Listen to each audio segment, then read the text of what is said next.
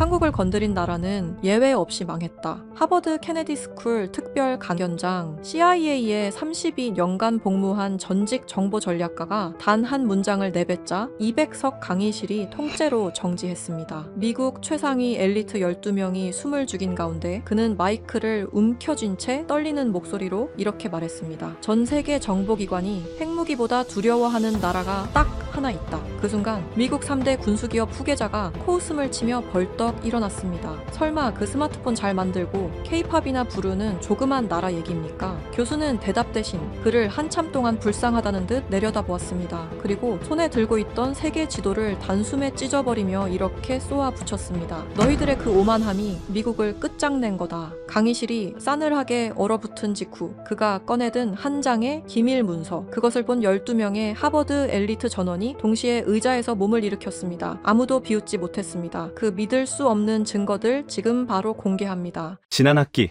수업 하나가 제 세계관을 통째로 박살냈습니다.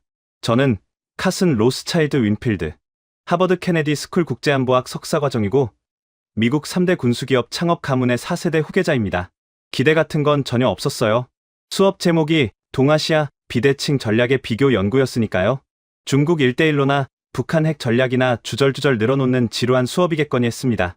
하지만 그때는 정말 몰랐습니다. 그 수업이 끝나고 제가 아버지에게 전화를 걸어 떨리는 목소리로 우리는 착각하고 있었습니다 라고 말하게 될 줄은요. 수업이 열리는 곳은 케네디 스쿨 지하 2층. 일반 학생에게는 위치조차 공개되지 않는 창문 하나 없는 벙커 강의실이었습니다. 이곳에 모인 12명은 전부 엘리트 중에 엘리트였습니다. 국무부 차관의 아들, 영국 왕립해군 출신 장교, 이스라엘 모사드 분석관을 지낸 여성까지 우리는 커피를 마시며 여유롭게 담소를 나누고 있었습니다. 그때 묵직한 철문이 열리며 빅터 콜드웰 교수님이 들어오셨습니다. 하버드에서도 악명이 자자한 분이었습니다. 전직 CIA 비대칭 전략분석국의 창설자이자 초대 국장, 학자라기보다는 피비린내 나는 전장을 수십 년간 뒹굴다 온 맹수 같은 기운이 온몸에서 풍겼습니다. 그날따라 교수님의 푹 파인 두 눈이 유독 서늘하게 빛나고 있었습니다. 교수님은 교탁에 서시더니 단 한마디 인사도 없이 가방에서 커다란 세계 지도를 꺼내 벽에 펼치셨습니다. 그러고는 주머니에서 두꺼운 검은 마커를 꺼내셨습니다. 미국 영토 위에 거대한 X, 중국 대륙 위에 거대한 X, 러시아와 유럽 위에도 차례로 X를 그어버렸습니다. 우리는 당황해서 서로의 얼굴만 쳐다볼 뿐이었습니다. 교수님은 그 지도를 벽에서 떼어내더니 구겨서 쓰레기통에 던져버렸습니다. 그리고 칠판으로 돌아서서 단 하나의 단어를 아주 크게 적으셨습니다. 코리아. 강의실 안에 기묘한 정적이 내려앉았습니다. 교수님이 드디어 입을 여셨습니다. 목소리는 낮았지만 강의실 전체를 집어삼킬 듯이 묵직했습니다. 너희들은 항공모함 전단과 기축통화가 있으니까 세상을 통제하고 있다고 믿겠지. 교수님은 우리를 향해 천천히 걸어오셨습니다. 하지만 CIA에서 30년을 썩으면서 내가 깨달은 진실은 다르다. 우리가 진짜 두려워하는 것은 핵무기가 아니야. 러시아의 탱크도 아니고 중국의 병력도 아니지. 교수님이 잠시 멈추셨습니다. 그리고 한 음절 또박또박 내뱉으셨습니다. 우리가 진짜 두려워하는 것은 보이지 않는 곳에서 우리의 숨통을 완벽하게 틀어지고 있는 완성형 비대칭 전략이다. 저는 속으로 실소를 터뜨렸습니다. 저도 모르게 손을 들고 말았습니다.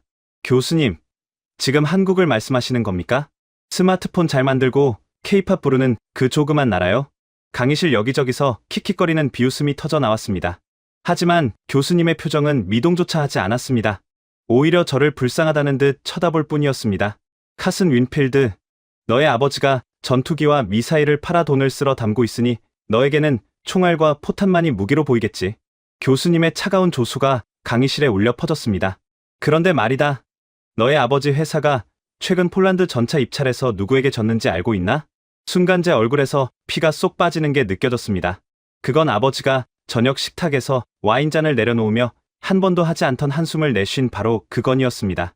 교수님이 다시 칠판에 코리아를 가리키며 말씀하셨습니다. 한국은 너희처럼 으르렁거리며 힘자랑을 하지 않는다.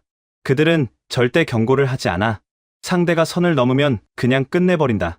경고도 없이, 협상 테이블도 없이, 상대가 돌이킬 수 없는 가장 치명적인 방식으로 숨통을 끊어버리지. 강의실은 숨소리 하나 들리지 않을 만큼 고요해졌습니다. 저도 모르게 꼬고 있던 다리를 풀고 자세를 고쳐 앉았습니다. 교수님이 우리를 한 명씩 노려보며 마지막 한마디를 던지셨습니다. 오늘 이 강의실을 나갈 때 너희 중 절반은 전공을 바꾸고 싶어질 거다. 저는 코웃음을 쳤습니다. 하지만 심장은 이미 빠르게 뛰고 있었습니다. 불과 5분 만에 제 머릿속에는 오만함 대신 걷잡을 수 없는 불안과 호기심이 밀려들기 시작했습니다. 교수님이 돌아서서 칠판에 새로운 글자를 적기 시작했습니다. 그것은 한국어였습니다. 한국인이라면 누구나 아는, 그러나 서양의 그 어떤 언어로도 번역이 불가능한 세 개의 단어였습니다. 교수님이 칠판에 적은 세 개의 단어를 저는 당연히 읽을 수 없었습니다. 한국어였으니까요. 교수님이 그 글자들 옆에 영어 발음을 적으셨습니다. 한, 참을인, 불도저. 이 세 단어가 바로 한국이라는 나라의 전략 문화를 이해하는 마스터키다. 제가 조심스럽게 손을 들고 질문했습니다. 교수님, 한이 무슨 뜻입니까? 교수님이 저를 뚫어지게 쳐다보시며 대답하셨습니다. 한은 서양의 그 어떤 언어로도 온전히 옮길 수 없는 감정이다. 분노와 슬픔, 원망과 지독한 희망이 한꺼번에 뒤섞인 거대한 용광로 같은 것이지. 교수님이 한 발짝 다가오셨습니다. 하지만 여기서 가장 무서운 점은 한국인들은 이 엄청난 분노를 밖으로 터뜨리지 않는다는 거다. 그들은 이 살기를 자기 안으로 깊숙이 삼킨다. 그리고 적의 목을 한 번에 칠 수 있는 완벽한 타이밍이 올 때까지 숨 죽여 기다린다. 교수님이 두 번째 단어를 짚으셨습니다. 참을인. 이건 칼날 위에 심장이 놓인 모양의 글자다. 교수님이 칠판에 그 모양을 대충 그리며 말을 이었습니다. 적의 칼날이 자신의 심장을 파고드는 고통을 묵묵히 견뎌낸다는 뜻이야. 비명을 지르지도 살려달라고 빌지도 않아. 상대가 완전히 방심할 때까지, 단 한 번의 반격으로 끝장낼 수 있을 때까지 참는 거다. 그리고 마지막 단어 불도저를 손가락으로 세게 내리치셨습니다. 하지만 명심해라. 그들이 마침내 인내를 끝내고 움직이기 시작하면 그때는 불도저처럼 밀어붙인다. 자비도 없고 타협도 없다. 상대의 뼈와 살이 완전히 가루가 될 때까지 멈추지 않아. 앞자리에 앉은 영국 해군 출신 학생이 대답했습니다. 교수님, 예측 불가능하다면 그건 북한 아닌가요? 교수님이 차갑게 고개를 저으셨습니다. 북한은 세상에서 가장 예측하기 쉬운 나라다. 도발하고 협박하고 때를 써서 양보를 받아내지. 패턴이 뻔해. 하지만 한국은 다르다. 한국의 반응은 전 세계 어떤 슈퍼컴퓨터로도 예측하지 못한다. 교수님이 잠시 멈추셨습니다. 왜냐하면 한국은 절대 경고를 하지 않기 때문이다. 저는 그 순간 등골을 타고 차가운 땀이 흘러내리는 것을 느꼈습니다. 경고를 하지 않는다. 그게 도대체 무슨 뜻이지? 교수님이 칠판을 강하게 두드리며 설명을 이어가셨습니다. 미국이나 중국 같은 보통의 강대국들은 분쟁이 생기면 단계적으로 대응한다. 먼저 외교적으로 항의하고 그 다음 경제적 압박을 걸고 최종적으로 군사적 행동을 암시하지. 교수님이 손가락을 세워 하나씩 꺾으며 말씀하셨습니다. 이런 순서를 밟기 때문에 상대도 어느 정도 예측하고 방어할 시간을 벌 수 있다.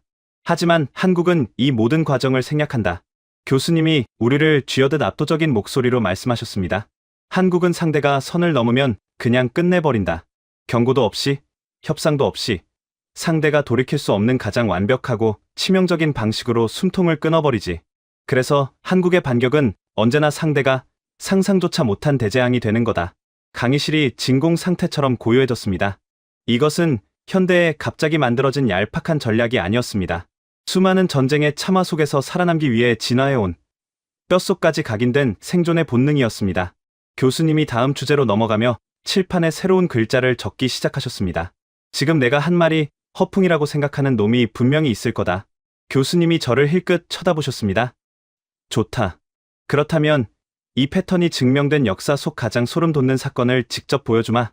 수백 년 전 동아시아의 바다가 피로 물든 날의 이야기다.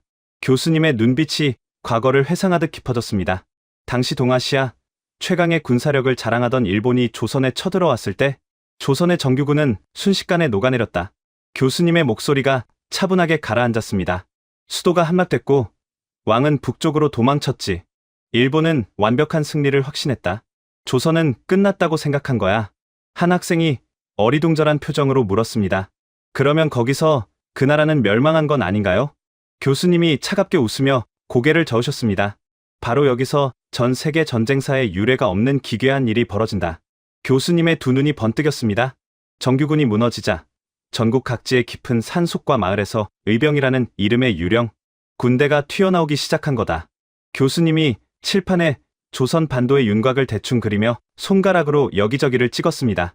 낫을 들던 농민들이, 불경을 외던 승려들이, 붓을 쥐던 학자들이 스스로 무기를 들고 적의 목을 베기 시작했어. 교수님이 잠시 멈추며 우리를 둘러보셨습니다. 중요한 건 이거다. 왕이 시킨 것이 아니었다. 정부가 돈을 준 것도 아니었어. 그저 나라를 지키겠다는 맹목적인 분노 하나로 전 국민이 자발적으로 무장한 거다. 저는 그 말을 듣고 팔에 소름이 돋는 것을 느꼈습니다. 교수님이 칠판의 지도를 가리키며 설명을 이어가셨습니다. 일본군은 정규군을 상대하는 법은 알았지만 전 국민이 사륙의 기계로 변해 덤벼드는 상황은 상상조차 하지 못했다.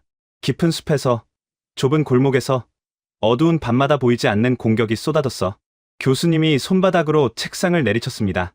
결국 일본군의 보급선은 갈기갈기 찢겨나갔고 그들의 거대한 군대는 반도 한가운데 고립되어 말라 죽기 시작했지.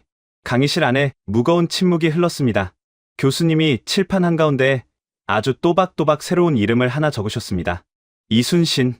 그리고 바로 이 전쟁의 흠을 완전히 뒤집어 버린 괴물 같은 인물이 있었다. 교수님의 목소리가 한 톤 낮아졌습니다. 중요한 것은 이 남자가 처음부터 싸우고 있었다는 거다. 육지의 정규군이 무너지는 그 참혹한 시간 동안에도 바다에서만큼은 단 한 번도 재해권을 내주지 않았어. 교수님이 천천히 고개를 들어 우리를 쳐다보셨습니다. 그리고 일본이 완전한 승리를 확신하며 가장 깊숙이 선을 넘어온 그 순간 교수님이 숫자를 칠판에 적었습니다. 12대 133. 단 12척의 부서진 배로 133척의 일본정예 함대와 맞붙어 31척을 바닷속에 수장시켜버렸다. 나머지 함대는 혼비백산하여 도주했지. 학생들 사이에서 말도 안 된다는 듯 웅성거리는 소리가 터져 나왔습니다. 저 역시 도저히 믿을 수가 없었습니다. 교수님, 어떻게 12척으로 133척을 이깁니까? 그건 물리적으로 불가능합니다. 교수님이 교탁을 짚으며 제게 몸을 기울이셨습니다.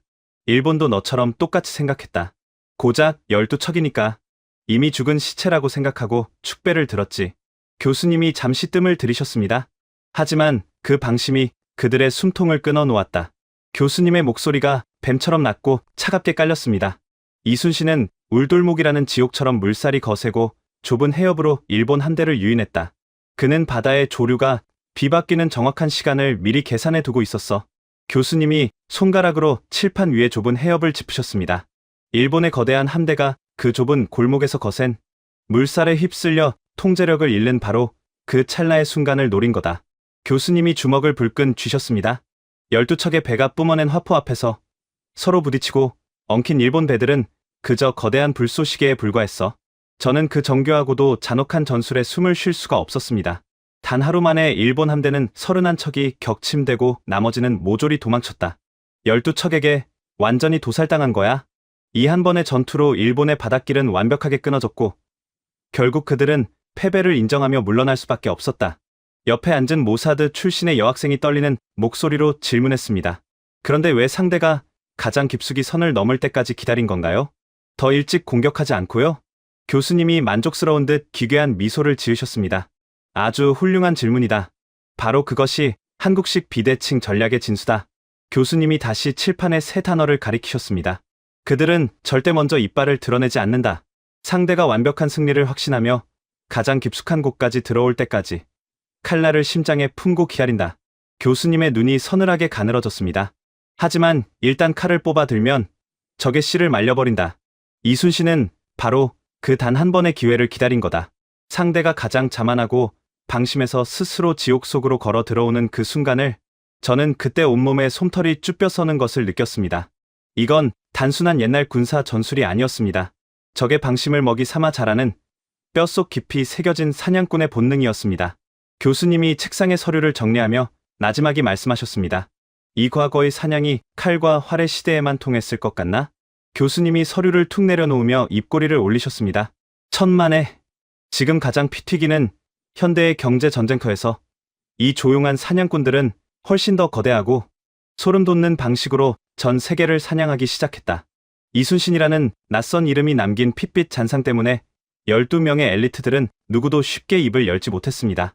저 역시 마찬가지였습니다. 수백 년 전의 역사라고 치부하기에는 교수님의 눈빛이 너무나도 확신에 차 있었기 때문입니다. 하지만 제 마음 깊은 곳에서는 여전히 오만한 반발심이 꿈틀거리고 있었습니다. 현대는 자본이 지배하는 세상입니다. 거대한 금융 네트워크와 복잡한 무역 사슬 속에서 감정적인 인내와 기습 따위가 통할 리 없다고 저는 아직 굳게 믿고 있었습니다. 그런데 교수님은 그 충격파가 채 가시기도 전에 칠판의 역사 지도를 몽땅 지워버리셨습니다. 아직도 실감을 못하는 표정들이군. 교수님은 분필을 책상에 툭 던지며 우리를 향해 몸을 기울이셨습니다. 낡은 범선들이 부딪히는 과거의 낭만적인 전쟁 이야기라고 생각하나 보지? 저는 속으로 바로 그 생각을 하고 있었습니다. 교수님이 저를 꿰뚫어 보듯 쳐다보셨습니다.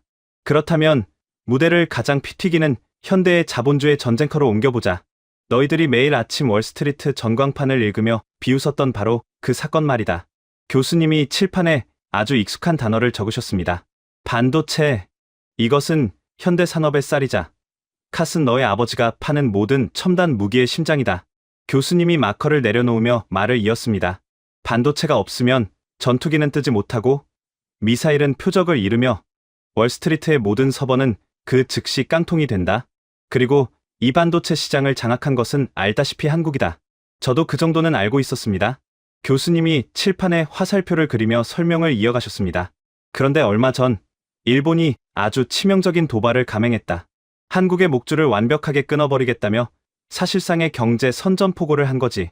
교수님은 손가락 3개를 펴 보이셨습니다. 고순도 불화수소, 포토레지스트, 플로린 폴리이미드. 이름부터 생소한 이 화학 물질들은 반도체의 회로를 깎고 그리는데 없어서는 안 될 생명수와 같다.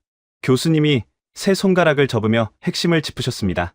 문제는 이 소재들을 일본 기업들이 전 세계 시장의 90% 이상을 독점하고 있었다는 거다.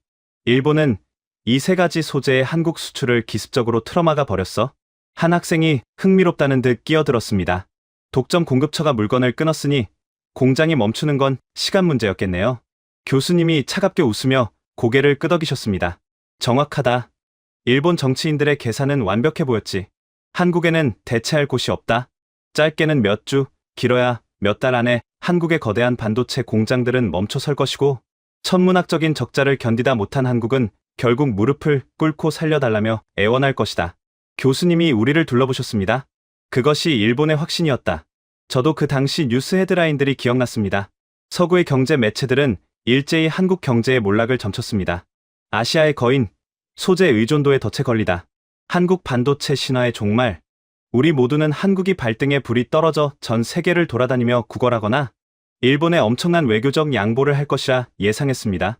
교수님이 칠판에 적힌 3단어, 한, 참을인, 불도저를 다시 가리키셨습니다.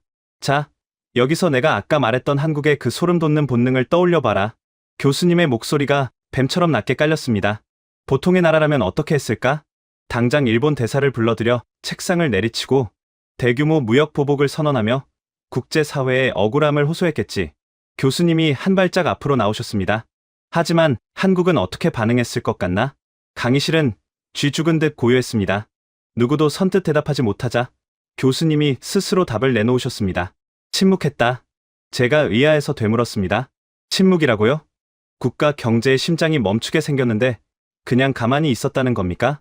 물론 표면적인 외교 항의는 있었지.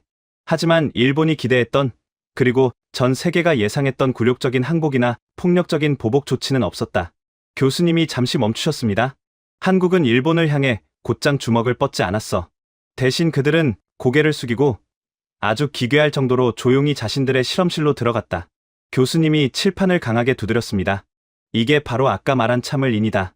적의 칼날이 심장을 찌르고 들어오는데 그들은 비명을 지르는 대신 그 칼날을 묵묵히 몸으로 받아냈다. 교수님의 두 눈이 번뜩였습니다.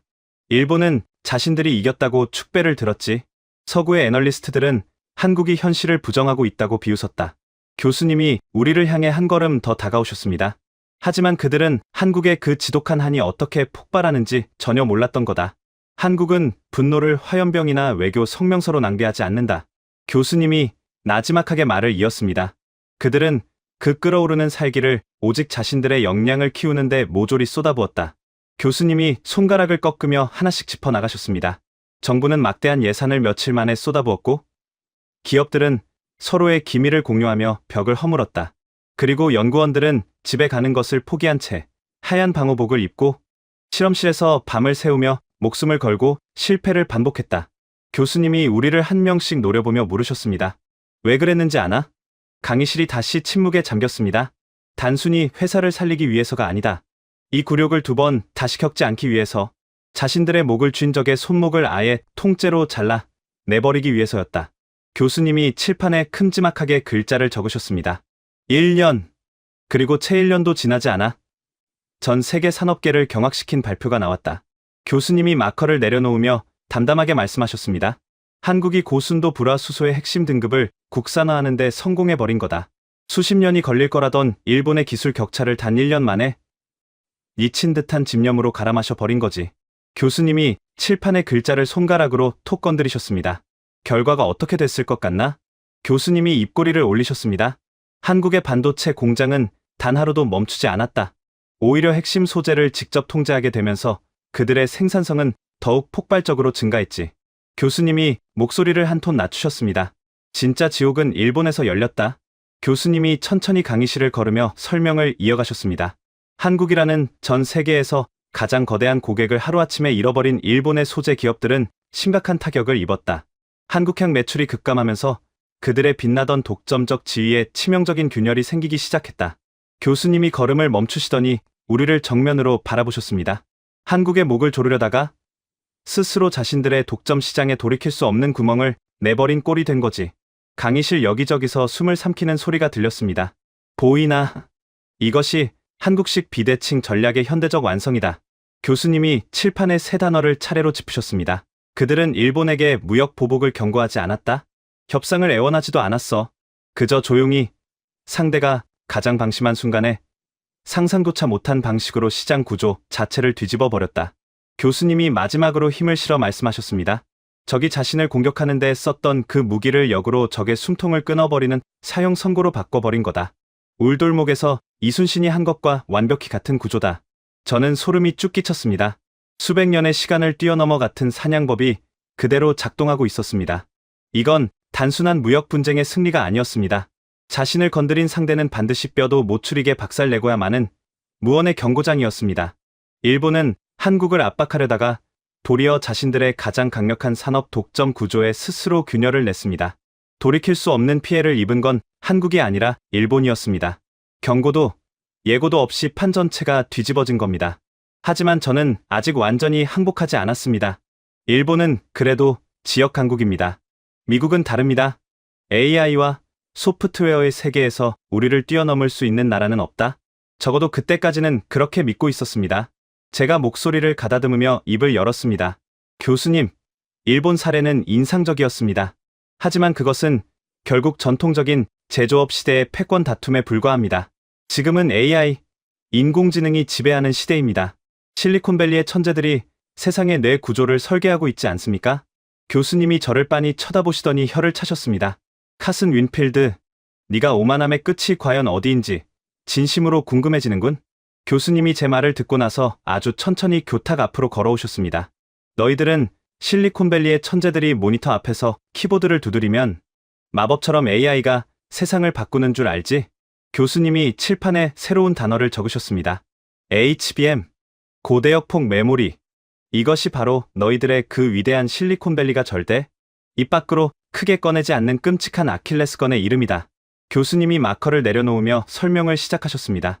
AI라는 거대한 지능이 작동하려면 상상할 수조차 없는 엄청난 양의 데이터가 한꺼번에 쏟아져 들어가야 한다. 교수님이 손으로 물이 쏟아지는 신용을 하셨습니다. 엔비디아의 칩이 아무리 천재적인 연산 능력을 갖추고 있어도 그 데이터를 실어 나르는 도로가 좁으면 결국 시스템은 먹통이 되고 그 비싼 칩은 거대한 난로에 불과해진다. 교수님이 칠판의 HBM을 손가락으로 톡 건드리셨습니다. 데이터를 빛의 속도로 쏟아부을 수 있는 거대하고 완벽한 고속도로. 그것이 바로 HBM이다. 교수님이 우리를 둘러보셨습니다. 그렇다면 질문을 하나 하지. 실리콘밸리의 명운을 쥐고 있는 이 HBM을 전 세계에서 제대로 만들어낼 수 있는 나라는 과연 어디일까? 잠시 침묵이 흘렀습니다. 교수님이 직접 답을 내놓으셨습니다. 사실상 한국이 지배하고 있다. 교수님이 칠판에 2개의 이름을 적으셨습니다. SK하이닉스와 삼성. 이 2개의 한국 기업이 전 세계 최첨단 HBM 시장의 압도적인 점유율을 완벽하게 독점하고 있다. 교수님이 마커를 놓으며 덧붙이셨습니다. 미국의 마이크론도 뒤늦게 뛰어들었지만 기술력과 양산 능력에서 한국을 따라잡으려면 아직 갈 길이 멀다. 저는 순간 심장이 철렁 내려앉는 것을 느꼈습니다. 방금 들은 일본의 소재 독점 이야기와 구조가 똑같았습니다. 그런데 이번에는 한국이 그 칼을 쥐고 있다는 겁니다. 교수님이 교탁을 짚으며 몸을 앞으로 기울이셨습니다. 미국이 AI 생태계를 지배한다고? 천만에. 교수님의 목소리가 칼날처럼 날카로워졌습니다. 미국은 그저 화려한 무대 위에서 춤을 추는 꼭두각시일 뿐이다.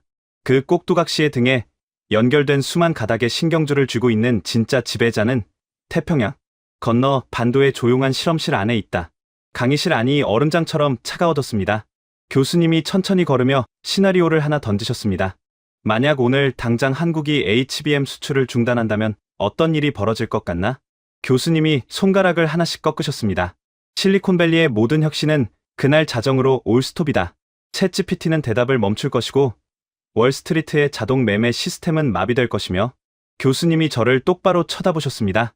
카슨, 너의 아버지가 자랑하는 펜타곤의 최첨단 무인 전투기들은 눈과 귀가 멀어버리겠지. 저는 아무 말도 할 수 없었습니다. 수조 달러에 달하는 미국의 AI 주식시장은 단 일주일 만에 휴지 조각이 될 거다. 교수님이 걸음을 멈추시며 마지막 한마디를 내려놓으셨습니다. 한국은 미사일 버튼을 누를 필요가 없어. 그저 공장 문을 걸어 잠그고 침묵하는 것만으로 초강대국 미국의 심장을 완벽하게 멈추게 할 수 있는 거다. 우리가 통제하고 있다고 믿었던 첨단 산업의 가장 깊숙하고 내밀한 목줄을 그들이 쥐고 있었습니다. 교수님이 칠판 앞으로 돌아서셨습니다. 이것이 바로 진정한 의미의 비대칭 인질극이다. 미국과 일본이 소프트웨어와 화려한 설계에 취해 있을 때 한국은 가장 지루하고 재미없는 메모리 반도체 공정에 수십 년 동안 피와 땀을 갈아 넣었다. 교수님이 다시 칠판에 세 단어를 가리키셨습니다. 아무도 알아주지 않는 미세한 공정의 한계를 돌파하기 위해 그들은 참을 인을 가슴에 새기고 묵묵히 칼을 갈았던 거다. 남들이 버린 시장, 남들이 귀찮아한 그 바닥부터 기어 올라와 결국 모든 구조의 뿌리를 장악해버렸지. 교수님이 목소리를 낮추셨습니다. HBM이라는 반도체로 미국의 인공지능 혈관을 틀어쥐었다. 경제의 숨통은 이미 그들의 손에 넘어갔다. 교수님이 잠시 멈추셨습니다. 그리고 무게감 있는 목소리로 다음 문장을 꺼내셨습니다. 하지만 이건 눈에 보이는 경제의 세계일 뿐이다. AI가 뇌라면 그 뇌가 내리는 명령을 수행할 진짜 피와 살이 튀는 전장에서는 무엇이 필요할까? 교수님의 시선이 저에게 멈추었습니다. 미국과 유럽이 평화에 취해 군대를 줄이고 무기고를 텅 비워가고 있던 수십 년의 세월 동안 그 반도의 사람들은 단 한순간도 무기 깎는 것을 멈추지 않았다. 저는 이제 반박의 여지가 점점 줄어들고 있음을 느끼면서도 마지막 자존심을 붙들고 입을 열었습니다. 교수님, 반도체는 인정합니다. 하지만 총과 대포가 빗발치는 하드파워의 세계에서 한국이 미국을 넘는다는 건 도저히 납득할 수 없습니다. 제 목소리는 스스로도 놀랄 만큼 떨리고 있었습니다. 한국의 군사력은 오직 북한이라는 미치광이를 막기 위한 지역적 방어력에 불과합니다. 유럽과 나토의 방어선은 여전히 미국의 로키드 마틴과 보잉이 책임지고 있지 않습니까? 교수님이 고개를 끄덕이셨습니다. 하지만 그 끄덕임에는 동의가 아니라 연민이 담겨 있었습니다. 카슨, 너의 아버지가 만드는 전투기와 미사일은 분명 훌륭하지. 하지만 너무 비싸고 너무 오만하며 무엇보다 너무 느리다. 교수님이 칠판에 유럽 지도를 대충 그리셨습니다. 냉전이 끝나고 지난 수십 년 동안 평화에 취한 유럽의 강대국들은 무엇을 했지? 교수님이 직접 답하셨습니다. 독일은 거대한 전차 공장들의 문을 닫았다. 프랑스는 무기 생산 라인을 줄였고 영국은 육군 병력을 역사상 최저 수준으로 깎아버렸지. 전쟁은 영원히 끝났고 이제 외교와 경제만으로 세상을 통제할 수 있다고 믿었다. 교수님이 칠판의 유럽 지도 위에 큰 X를 그으셨습니다. 그들은 창과 방패를 스스로 불태우고 샴페인을 터뜨렸다. 교수님이 돌아서서 한반도 위치를 짚으셨습니다. 하지만 그들이 평화의 환상에 빠져 무기고를 비우고 있을 때 지구 반대편의 한국은 단 하루도 공장의 불을 끄지 않았다. 교수님의 목소리에 힘이 실렸습니다.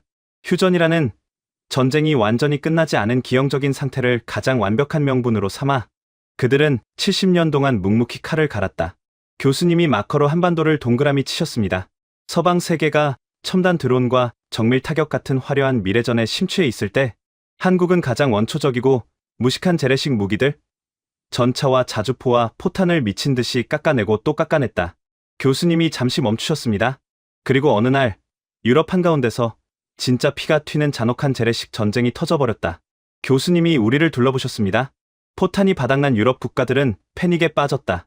다급해진 나토 국가들이 미국과 독일의 방산업체 문을 두드렸지. 교수님이 저를 쳐다보셨습니다. 하지만 결과가 어땠나? 카슨, 너의 아버지가 운영하는 공장은 라인을 다시 까는 데만 수년이 걸린다고 답했고, 독일의 녹슨 공장들은 부품이 없어서 허덕이고 있었지. 교수님의 입꼬리가 씁쓸하게 올라갔습니다. 무기를 당장 달라고 아우성치는데 잘난 서구의 방위산업체들은 납기를 맞출 능력 자체가 증발해버린 거야? 교수님이 칠판의 유럽 지도를 다시 가리키셨습니다. 바로 그 절망적인 순간 유럽의 앞마당에 유령처럼 거대한 그림자가 드리워졌다. 교수님이 동유럽 지역을 짚으셨습니다. 폴란드와 루마니아가 누구의 손을 잡았는지 아나? 미국도 독일도 아니었다. 바로 한국이었다. 교수님의 목소리가 높아졌습니다. 한국은 경고 없이 침투했다. 그들은 단 몇 달 만에 최첨단 K2 전차, 수백 대와 K9 자주포를 거대한 수송선에 꽉꽉 채워 유럽의 항구에 토해냈다. 교수님이 손바닥을 탁 쳤습니다. 서방의 어떤 나라도 불가능하다고 했던 그 압도적인 생산량과 납기를 컨베이어 벨트에서 각 구운 빵을 찍어내듯 미친 속도로 증명해버린 거다. 성능은 독일제와 맞먹고 가격은 절반이며 속도는 비교조차 할 수 없었어. 제가 마지막 반박을 시도했습니다. 단지 무기를 빨리 팔았다고 해서 유럽을 장악한 건 아니지 않습니까? 교수님이 고개를 저으셨습니다. 네가 군사 전략의 가장 무서운 기본기를 놓치고 있군. 교수님이 한 발짝 다가오셨습니다. 무기를 판다는 것은 단순히 철덩어리를 넘기는 게 아니다. 그 무기를 유지하기 위한 수백만 개의 부품, 군인들의 훈련 방식, 적을 타격하는 통신 시스템과 군사 교리 전체가 통째로 한국식으로 바뀐다는 뜻이야. 교수님이 칠판의 동유럽을 두드리셨습니다. 폴란드 육군의 심장이 한국산 전차로 도배되었다. 루마니아가 뒤를 잇고 있고 북유럽 국가들마저 한국산 무기에 중독되기 시작했어. 한번 그 완벽한 가성비와 지원망에 길들여지면 그들은 영원히 한국의 부품과 업그레이드 없이는 국경을 방어할 수 없는 몸이 되어버리지. 교수님이 우리를 정면으로 바라보셨습니다. 보이나? 한국은 유럽의 단 한 명의 군인도 파병하지 않았어. 하지만 그들은 폴란드와 동유럽의 군사력을 자신들의 방위산업, 생태계라는 거대한 그물망 안에 완벽하게 종속시켜버렸다. 교수님이 목소리를 낮추셨습니다. 유사시 러시아의 전차 부대를 막아내는 것은 이제 미국의 에이브럼스 전차가 아니라 한국이 설계하고 한국의 부품이 들어간 K 전차 부대가 된 거다. 유럽의 가장 최전선 방어막을 한국이 통제하게 되었다는 뜻이지. 교수님이 저를 쳐다보시며 말씀하셨습니다. 카슨, 너의 아버지 회사가 폴란드 전차 입찰에서 누구에게 졌는지 이제 직접 대답해 줄까? 한국이다. 너의 아버지가 납기를 맞추겠다고 3년을 달라고 했을 때 한국은 이미 1차 물량을 배에 실어보내고 있었다. 가슴이 쿵 내려앉았습니다. 아버지가 저녁 식탁에서 와인잔을 내려놓으며 처음으로 한숨을 쉬던 그날 밤이 떠올랐습니다. 아버지는 아무 말씀도 안 하셨지만 저는 그 한숨의 무게를 이제야 이해할 수 있었습니다. 교수님이 서류를 정리하며 나지막이 말씀하셨습니다. HBM으로 미국의 인공지능 혈관을 틀어쥐고 K방산으로 유럽의 국경을 대체했다. 경제와 군사, 이 두 가지 하드웨어가 완벽하게 한국의 통제 아래로 들어가고 있다. 교수님이 잠시 멈추셨습니다. 하지만 이건 눈에 보이는 물질의 세계일 뿐이다. 교수님의 눈빛이 묘하게 빛났습니다. 진정한 정복은 국경을 넘는 것이 아니라 사람의 뇌를 점령할 때 완성되는 법이지. 한국이 자본과 무기 없이도 전 세계 서구 청년들의 영혼과 일상을 어떻게 완벽하게 해킹해버렸는지, 그 영토 없는 제국의 진짜 무서운 얼굴을 마주할 준비가 되었나? 경제의 혈관인 반도체와 국경을 지키는 군사력마저 그들의 보이지 않는 통제 아래 놓이고 있다는 사실은 제 세계관의 근간을 짓밟는 것이었습니다. 하지만 저에게는 마지막 방어선이 남아 있었습니다. 총과 돈의 세계에서는 그들의 비대칭 전술이 통했을지 모릅니다. 하지만 인간의 영혼과 사상을 지배하는 문화의 영역은 완전히 다른 차원의 이야기였습니다. 전 세계의 청년들은 우리의 영화를 보고 우리의 음악을 들으며 우리가 만든 청바지를 입고 자랍니다. 소프트 파워, 즉 영토 없이 전 세계인의 정신을 지배하는 문화. 제국만큼은 절대 미국을 넘을 수 없다는 것이 제 마지막 확신이었습니다. 하지만 이번에는 반박 대신 솔직한 의문을 던져보기로 했습니다. 교수님, 하드 파워에서의 성과는 인정합니다. 하지만 소프트 파워는 다릅니다. 문화는 공장에서 찍어내는 포탄이나 칩이 아닙니다. 전 세계의 상상력을 지배하는 것은 여전히 마블 영화와 디즈니, 그리고 넷플릭스 같은 우리의 플랫폼입니다. 저는 마지막 카드를 꺼내 들었습니다. 한국의 팝 음악이나 드라마가 유행하는 것은 사실이지만 그건 일시적인 트렌드에 불과합니다. 어떻게 일개 유행이 전 세계의 뇌 구조를 해킹한다는 겁니까? 교수님이 한참 동안 저를 바라보셨습니다. 그리고 예상치 못한 질문을 던지셨습니다. 너희들 어젯밤 침대에 누워서 잠들기 직전까지 손에 쥐고 있던 게 뭐지? 아무도 대답하지 못했습니다. 교수님이 직접 답하셨습니다. 스마트폰이다. 교수님이 천천히 걸으며 말을 이어가셨습니다. 너희들은 눈을 뜨자마자 작은 직사각형 액정을 들여다보고 밥을 먹을 때도, 화장실에 갈 때도, 심지어 길을 걸을 때도 그 작은 유리판에 시선을 고정하고 있지. 현대인의 뇌는 사실상 그 작은 기계에 완벽하게 종속되어 버렸다. 교수님이 걸음을 멈추셨습니다. 과거에 미국은 훌륭했다. 2억 달러가 넘는 천문학적인 돈을 쏟아부어 마블 영웅들을 만들고 사람들을 강제로 거대한 극장 의자에 앉혀 2시간 동안 스크린을 올려다보게 만들었지. 교수님이 손가락을 세우셨습니다. 일본은 자신들만의 독특한 만화 생태계를 만들어 전 세계의 팬들을 오른쪽에서 왼쪽으로 종이를 넘기게 만들었다. 교수님이 손가락을 내리셨습니다. 하지만 한국은 그 거대하고 견고한 성벽을 향해 정면으로 돌격하지 않았다. 교수님의 눈이 날카로워졌습니다. 그들은 강대국이 선점한 극장이나 출판 시장이라는 기존의 전쟁터를 완전히 무시해버렸어. 대신 인류가 가장 많은 시간을 보내는 아주 은밀하고 개인적인 공간, 바로 스마트폰 속으로 소리 없이 스며드는 게릴라전을 선택했다. 교수님이 칠판에 새로운 단어를 적으셨습니다. 웹툰. 너희들도 지하철에서 무심코 위에서 아래로 손가락을 쓸며 본 적이 있을 거다. 교수님이 마커를 내려놓으셨습니다. 이것은 단순히 만화를 인터넷에 올린 것이 아니다. 인간의 신체 구조상 가장 편안한 엄지손가락의 상하 운동에 맞춰 서사와 연출의 문법을 통째로 재창조해버린 완벽히 새로운 포맷이다. 교수님이 우리를 둘러보셨습니다. 서구의 만화가 종이의 규격에 갇혀 있을 때 한국은 스크롤의 속도와 여백을 조절해 독자의 호흡과 심장 박동까지 통제해버리는 화면 속의 절대적 지배자가 된 거다. 교수님이 한 발짝 앞으로 나오셨습니다. 하지만 형식만 해킹한 것이 아니다. 그들은 서구 청년들의 감정의 밑바닥, 그 서늘한 결핍마저 정확하게 파고들었다. 교수님의 목소리가 낮아졌습니다. 미국의 영웅들은 어떤가? 철제 슈트를 입은 억만장자이거나 우주에서 온 초인들이다. 화려하지만 지금 당장 대출금에 허덕이고 미래가 보이지 않는 전 세계의 젊은 세대들에게는 그저 다른 세상의 판타지에 불과하다. 교수님이 잠시 멈추셨습니다. 하지만 한국의 콘텐츠가 보여주는 주인공들은 다르다. 그들은 반지하에 살고 빚에 쫓기며 가혹하고 불평등한 시스템의 맨 밑바닥에서 피를 흘리며 발버둥치는 철저한 약자들이다. 교수님이 두 작품의 이름을 꺼내셨습니다. 오징어 게임이나 기생충 같은 작품들이 왜 전 세계를 미치게 만들었을까? 그것은 픽션이 아니라 자본주의의 늪에 빠져 절망하는 전 세계 청년들의 내면을 너무나도 잔혹하고 정밀하게 해부해버린 다큐멘터리였기 때문이다. 교수님이 다시 걸으며 설명을 이어가셨습니다. 한국인들은 수천 년 동안 외세에 짓밟히고 억눌리며 살아남았다. 그래서 그들은 억울함의 무게를 알고 절망의 냄새를 맡을 줄 안다. 교수님이 목소리에 힘을 실었습니다.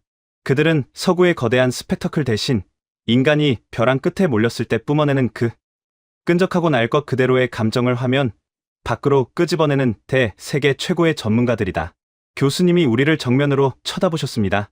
전 세계의 젊은이들은 이제 할리우드의 가짜 희망에 열광하지 않아.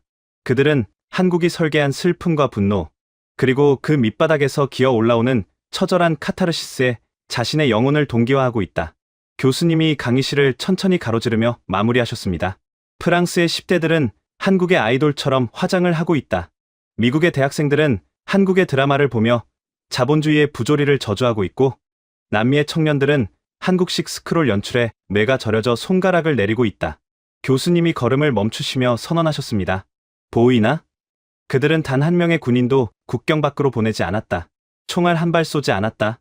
하지만 HBM이라는 반도체로 하드웨어를 인질로 잡고 K방산으로 물리적 방패를 뚫어버리더니 이제는 웹툰과 영상으로 인류의 정신마저 완벽하게 지배해버린 거다. 저는 더 이상 반박할 말이 없었습니다. 교수님의 논증을 들을수록 이것은 우연이나 행운의 연속이 아니라 하나의 거대한 체계라는 확신이 들기 시작했습니다. 그래서 저는 지금까지와는 다른 질문을 던졌습니다. 교수님, 이토록 정밀하고 소름 돋는 비대칭 전략을 수십 년 동안 흔들림 없이 밀어붙일 수 있었던 원동력은 대체 무엇입니까? 교수님이 기다렸다는 듯 입꼬리를 올리셨습니다. 드디어 제대로 된 질문이 나왔군. 교수님이 칠판을 깨끗이 지우시더니 상단에 큼지막하게 적으셨습니다. 다른 나라가 이 전략을 모방할 수 없는 이유. 그의 답은 한국인들이 수천 년의 피눈물 속에서 벼려낸 서양의 언어로는 절대 번역조차 불가능한 5가지의 치명적인 DNA에 숨어 있다. 교수님이 칠판에 첫 번째 항목을 적으셨습니다. 하나, 지정학적 저주. 첫 번째 무기는 바로 그들이 태어난 끔찍한 땅 그 자체다. 교수님이 한반도의 위치를 짚으셨습니다. 지도를 펼쳐봐라. 북쪽으로는 중국과 러시아라는 거대한 대륙의 포식자들이 입을 벌리고 있고 바다 건너에는 일본이라는 섬나라 포식자가 칼을 갈고 있다. 교수님이 손가락으로 한반도를 에워싸듯 원을 그리셨습니다. 인류 역사상 가장 덩치가 크고 잔인한 제국들의 사방이 둘러싸인 말 그대로 사자. 우리 한가운데 던져진 피덩이 같은 위치다. 교수님이 잠시 멈추셨습니다. 보통의 약소국이라면 벌써 수백 년 전에 지도에서 지워졌거나 강대국의 노예가 되었을 거다. 하지만 그 저주받은 위치가 역설적으로 한국인들에게 상상할 수 없는 생존 본능을 강제했다. 그들은 단 한 번도 긴장을 푼 적이 없어. 한순간이라도 방심하면 나라가 통째로 뜯어먹힌다는 것을 수천 년의 역사로 학습했기 때문이다. 교수님이 두 번째 항목을 적으셨습니다. 둘, 압축 성장. 한국 전쟁 직후 한국의 1인당 국민소득은 $67에 불과했다. 아프리카의 빈민국들보다도 가난했지. 교수님이 손가락 2개를 세우셨습니다. 그런데 서구 세계가 200년, 300년에 걸쳐 이룩한 산업혁명과 민주화, 그리고 정보화 혁명을 그들은 단 50년 만에 전부 갈아마셔 버렸다. 한 세대 안에 농경사회에서 최첨단 AI 사회로 수직 상승한 거다. 교수님이 우리를 쳐다보셨습니다. 이 무시무시한 압축 성장이 무엇을 의미하는지 아나? 한국인들은 변화를 두려워하지 않는다는 뜻이다. 서양의 기업과 정부가 과거의 영광에 취해 회의를 거듭하고 안전한 길을 찾으며 머뭇거릴 때 한국인들은 낡은 것을 주저없이 부수고 새로운 판으로 뛰어든다. 교수님이 세 번째 항목을 적으셨습니다. 셋, 소름 돋는 결속력. 세 번째 무기는 평소에는 서로 싸우다가도 외부의 적이 나타나면 단숨에 하나의 거대한 유기체로 합체해버리는 기괴한 결속력이다. 교수님의 목소리가 한 톤 낮아졌습니다. 국가 부도 사태라는 끔찍한 경제 위기가 한국을 덮쳤을 때의 일이다. 월스트리트의 승냥이들은 한국 경제가 끝났다고 환호성을 질렀다. 교수님이 잠시 멈추셨습니다. 하지만 그때 수백만 명의 한국 국민들이 각자의 집에서 쏟아져 나오기 시작했다. 교수님의 목소리가 떨렸습니다. 장롱 속에 숨겨둔 결혼반지, 아기의 돌반지, 십자가 목걸이. 교수님이 천천히 고개를 들어 우리를 쳐다보셨습니다. 그들은 아무도 강요하지 않았는데도 스스로 자신들의 금부치를 들고 나와 국가의 빚을 갚는 데 헌납했다. 단 몇 달 만에 수백 톤의 금이 모였고 한국은 세계 경제학자들의 예상을 비웃듯 역사상 가장 빠른 속도로 빚을 갚고 지옥에서 부활했다. 강의실 안에서 누군가 작게 탄성을 내뱉었습니다. 교수님이 네 번째 항목을 적으셨습니다. 넷, 한의 승화. 네 번째 무기. 아까 말했던 한이라는 감정이다. 교수님이 칠판의 글자를 가리키며 말씀하셨습니다. 수많은 외침과 수탈 속에서 한국인들의 가슴 속에는 억울함과 슬픔이 거대한 용광로처럼 들끓고 있다. 하지만 이 용광로의 불길은 밖으로 향하지 않는다. 교수님이 주먹을 불끈 쥐셨습니다. 폭동을 일으키거나 남을 탓하며 에너지를 낭비하지 않아. 그들은 이 지독한 한을 차갑게 식혀서 자신들을 짓밟은 자들보다 더 높이 올라가겠다는 얼음 같은 각오로 승화시킨다. 교수님의 눈이 서늘하게 빛났습니다. 복수를 원하지만 그 복수의 방식이 총칼이 아니라 압도적인 성공인 거다. 그들은 속으로 피눈물을 삼키며 밤새워 반도체를 깎고 포탄을 만들고 드라마를 찍었다. 성공으로 적의 숨통을 끊어버리는 것. 그것이 한국인이 한을 푸는 방식이다. 교수님이 마지막 5번째 항목을 적으셨습니다. 5.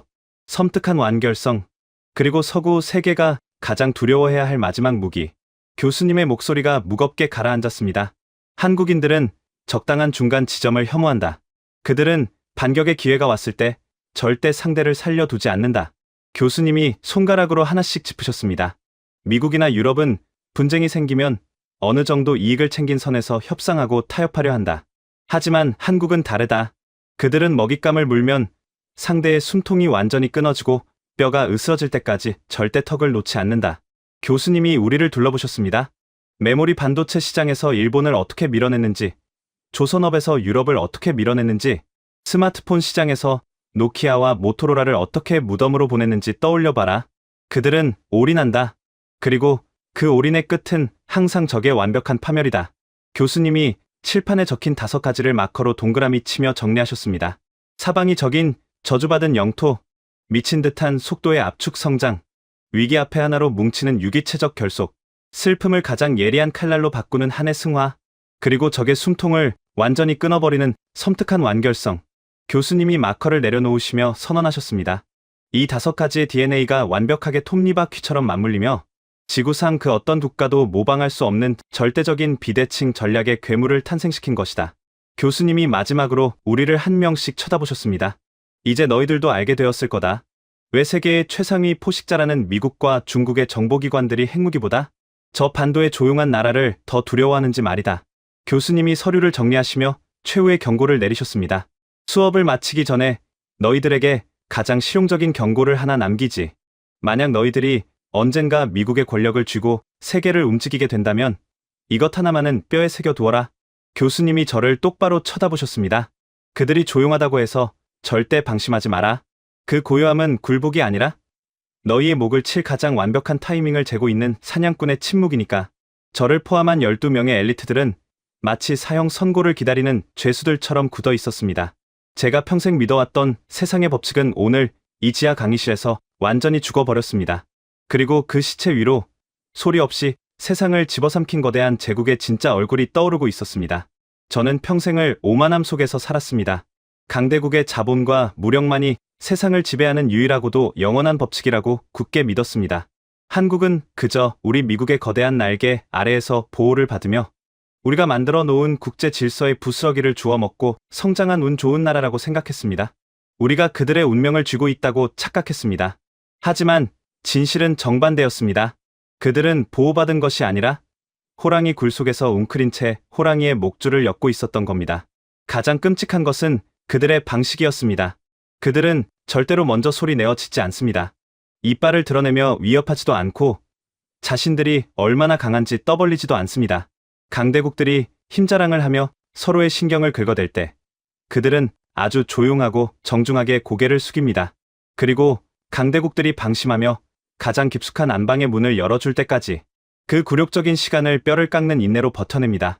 마침내 강대국들이 스스로 HBM이라는 칩에 목숨을 걸고 K방산이라는 무기 체계의 국경을 맡기며 한국이 만든 화면 속의 영혼을 빼앗기는 순간 그들은 조용히 미소를 지으며 문을 잠가버립니다. 빠져나갈 구멍은 없습니다. 우리가 스스로 그들이 만든 완벽한 통제실 안으로 걸어 들어간 것이니까요. 콜드웰 교수님의 마지막 경고가 다시 한번 귓가에 차갑게 맴돌았습니다. 조용하다고 약한 것이 아니다. 그들은 절대 먼저 물지 않지만 한 번 선을 넘는 순간 돌아갈 길은 영원히 지워진다. 지하 벙커 강의실을 빠져나와 하버드의 넓은 잔디밭으로 걸어 나왔을 때 평화로워 보이던 세상이 완전히 다르게 보이기 시작했습니다. 거리에서 한국의 자동차가 굴러가고 있었습니다. 사람들의 손에는 한국의 부품이 들어간 스마트폰이 들려 있었습니다. 학생들의 이어폰에서는 한국의 음악이 흘러나오고 있었습니다. 총성 없는 전쟁은 이미 끝나 있었습니다. 그들은 영토 하나 빼앗지 않고 피 한 방울 흘리지 않은 채 전 세계의 일상과 내 구조를 완벽하게 점령해버렸습니다. 옆을 걷던 동기 둘이 동시에 같은 말을 했습니다. 동아시아 전략을 전공해야 하는 거 아닌가. 교수님의 예언이 적중한 겁니다. 저는 그날 밤 아버지에게 전화를 걸었습니다. 아버지, 우리는 착각하고 있었습니다. 긴 침묵이 흘렀습니다. 아버지는 아무 말씀도 하지 않으셨습니다. 하지만 수화기 너머로 들리는 그 무거운 호흡이 아버지도 이미 알고 계셨다는 것을 말해주고 있었습니다. 저는 이제야 깨달았습니다. 세계에서 가장 무서운 포식자는 덩치가 큰 사자가 아니라 자신이 사냥꾼이라는 사실조차 숨긴 채 상대의 심장부에 가장 깊숙이 뿌리를 내리는 조용한 암살자라는 것을, 그리고 그 암살자의 이름은 대한민국입니다. 여러분, 지금까지 하버드 엘리트 카슨 윈필드의 고백을 함께 하셨습니다. 어떠셨습니까? 한국 전쟁 직후 1인당 국민소득 67달러, HBM 세계 시장의 압도적 점유율, 원조를 받던 나라에서 원조를 주는 나라로 역전한 인류 역사상 유일한 국가. 어느 서구 안보 전략가는 이렇게 인정했습니다. 한국을 이겼다고 착각하지 마라. 방심하는 순간 치명적인 반격이 시작된다. 아무도 믿어주지 않을 때 텅 빈 연구실에서 밤을 지새운 사람들이 있었습니다. 모두가 비웃을 때 묵묵히 칼을 갈았고 조용히 실패를 반복했고 그리고 마침내 세계의 숨통을 쥐었습니다. 이 이야기가 더 많은 사람에게 닿아야 한다고 생각하신다면 지금 영상을 공유해 주십시오. 여러분의 공유 하나가 세상에 오만함을 부수는 거대한 무기가 됩니다. 가슴이 뜨거워지셨다면 댓글에 긍지 2 글자만 남겨주십시오. 좋아요와 구독은 진실을 밝히는 등불이 됩니다.